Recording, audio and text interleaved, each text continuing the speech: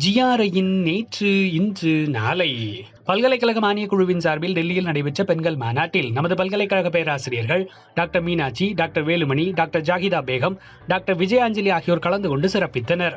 தேனி மாவட்ட தமிழ் வளர்ச்சித் துறையின் சார்பில் 18-12-2024 அன்று நடைபெற்ற ஆட்சி மொழி சட்டவார நிகழ்வில் நமது பல்கலைக்கழக தமிழ்துறை உதவி பேராசிரியர் முனைவர் சி சிதம்பரம் அவர்கள் கலந்து கொண்டு சிறப்புரையாற்றினார்.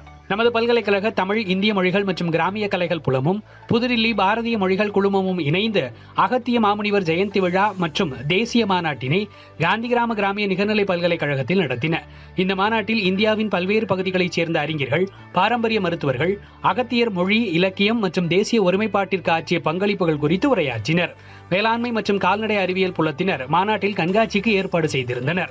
பள்ளிகள், கல்லூரிகள், பல்கலைக்கழகங்கள், சித்த மருத்துவ நிறுவனங்கள், விவசாயிகள் என்று சுமார் 700க்கும் மேற்பட்டோர் மாநாட்டில் பங்கேற்றனர்.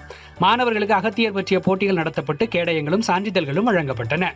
மாநாட்டினை தமிழ், இந்திய மொழிகள் புல முதன்மையர் முதுநிலை பேராசிரியர் ஓ முத்தையா அவர்கள் ஒருங்கிணைத்தார்.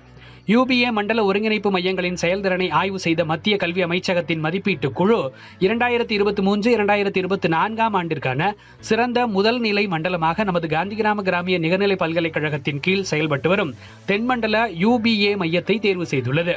GRI UBAயின் ஒருங்கிணைப்பாளர் பேராசிரியர் ரவிச்சந்திரன் அவர்களுக்கும் தென் தமிழகத்தில் உள்ள அனைத்து UBA குழுவினருக்கும் மாண்புமிகு துணைவேந்தர் அவர்கள் வாழ்த்துக்களை தெரிவித்தார். மதுரை MSME DFO, காந்தி கிராமிய நிகர்நிலை பல்கலைக்கழகத்தின் கிராம எரிசக்தி மையம் மற்றும் நமது பல்கலைக்கழகத்தின் UBA இணைந்து திண்டுக்கல் மாவட்ட இளைஞர்களுக்கு தொழில் முனைவோர் விழிப்புணர்வு நிகழ்ச்சியை நடத்தின.